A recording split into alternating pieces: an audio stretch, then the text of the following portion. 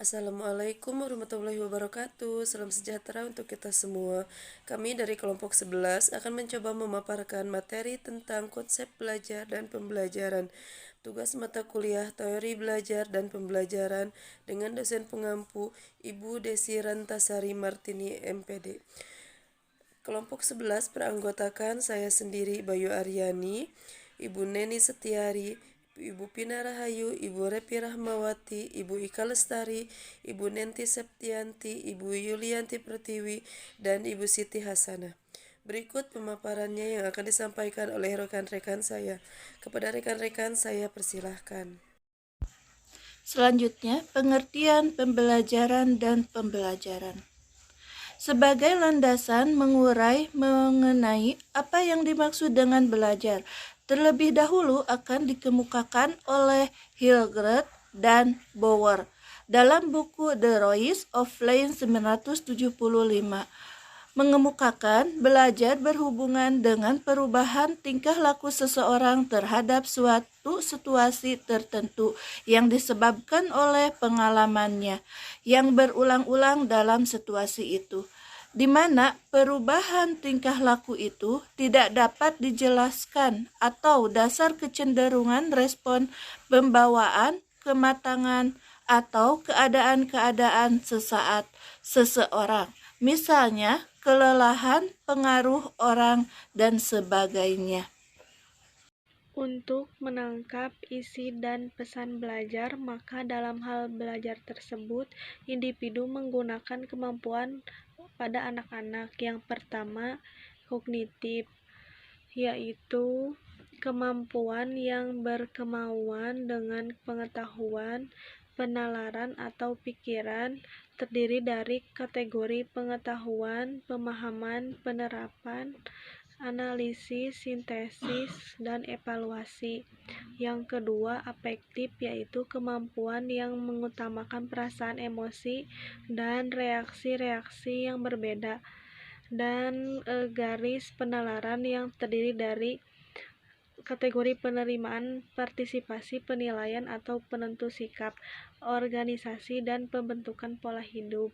Yang ketiga, ada psikomotorik, yaitu kemampuan yang mengutamakan keterampilan jasmani, terdiri dari persepsi, persiapan, gerakan terbimbing, gerakan terbiasa, gerakan kompleks, penyesuaian pola gerakan, pola yang kreativitas.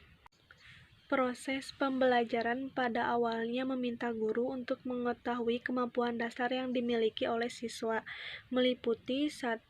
Kemampuan dasarnya, kedua, motivasi, ketiga, latar belakang akademis, keempat, latar belakang sosial ekonomi. Teori belajar dan pembelajaran menurut para ahli. Menurut teori ini, otak manusia terdiri dari bagian-bagian atas daya-daya seperti kognisi, emosi, konasi, efektif, dan psikomotor. Dalam hal ini, peserta didik dapat dilatih otaknya dengan memberikan problem solving sehingga dapat dilihat bagaimana cara untuk memecahkan masalah tersebut.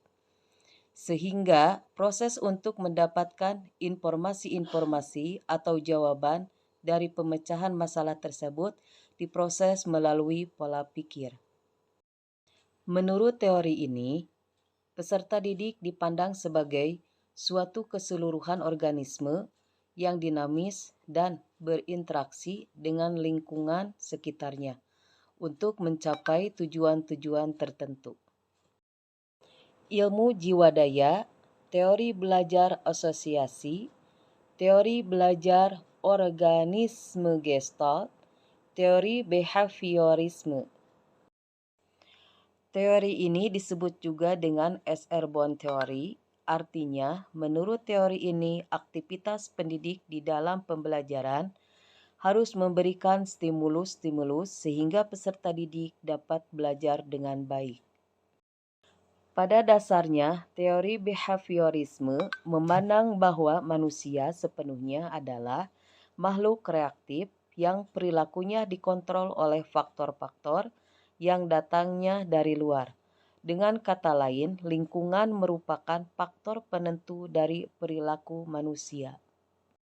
Materi selanjutnya, menurut Piaget, perkembangan kognitif anak dibagi menjadi 4 bagian. Antara lain, 1. Tahapan sensor motor. Usia sensor motor 18 sampai 25 bulan. Tahapan sensor motor adalah yang pertama 4 tahapan dalam teori Piaget mengenai perkembangan kognitif anak Piaget. Yang kedua, tahapan praoperasional usia 2 sampai 7 tahun. Tahapan ini dimulai sekitar 2 tahun berlangsung hingga kira-kira 7 tahun. Yang ketiga, tahapan operasional konkret. Usianya 7 sampai 11 tahun. Tahapan ini berlangsung dan ditandai dengan perkembangan pemikiran yang teoritis dan rasional. Tahapan yang terakhir adalah tahapan operasional formal. Usianya 12 tahun ke atas. Perkembangan kognitif dan menurut tahapan terakhir dimulai sekitar 12 tahun ini berlangsung hingga dewasa. Saat remaja memasuki tahapan ini, mereka memperoleh kemampuan untuk berpikir secara abstrak dengan memanipulasi ide di kepalanya masing-masing tanpa ketergantungan pada manipulasi konkret. Berikut ini merupakan 8 kecerdasan jamak yang ditemukan oleh Howard Gardner.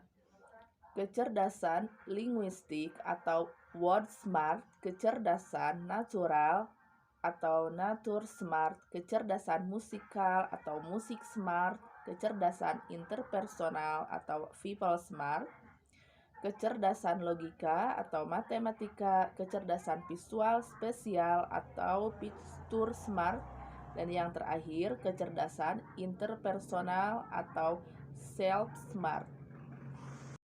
Pengaruh teori humanisme terhadap proses pembelajaran. Yang pertama, individualisasi.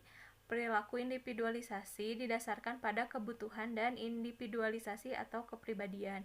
Yang kedua, metodologi.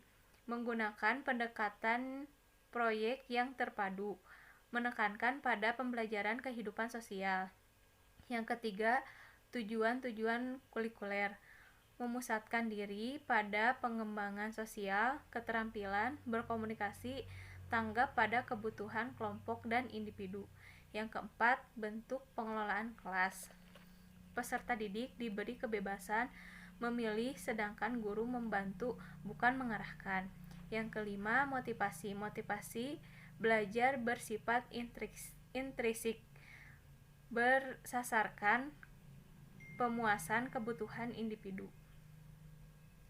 Terakhir yaitu implementasi pembelajaran PAUD berdasarkan konsep dan teori. Guru hanya sebagai pengajar yang berarti memberikan pelajaran pada anak didiknya. Namun sekarang guru bukan hanya sebatas memberikan materi saja, namun juga merupakan pendidik yang berarti memberikan materi pelajaran dan memastikan bahwa anak didiknya mampu memahami maksud pembelajaran tersebut. Kini, guru juga tidak hanya memberikan materi saja, namun juga memberikan didikan, memotivasi, memberi teladan, serta membentuk karakter anak didiknya juga. Berdasarkan konsep pembelajaran anak, dapat belajar melalui stimulus yang diberikan oleh guru, yang kemudian akan direspon oleh anak dalam perilakunya. Maka dari itu, pendidik baik itu guru ataupun orang tua perlu berhati-hati dalam memberikan stimulus pada anak, sebab hal tersebut akan berkaitan langsung dengan respon yang dipertunjukkan oleh anak. Itulah sebabnya mengapa pendidik tidak hanya sekedar perlu mengetahui konsep dan teori, namun perlu memahami dan mengaplikasikannya. Terima kasih pada rekan-rekan semua yang sudah memaparkan materinya. Sekian pemaparan materi dari kelompok kami, semoga bermanfaat dan mudah dipahami. Mohon maaf apabila masih terdapat kesalahan di dalamnya. Wassalamualaikum warahmatullahi wabarakatuh.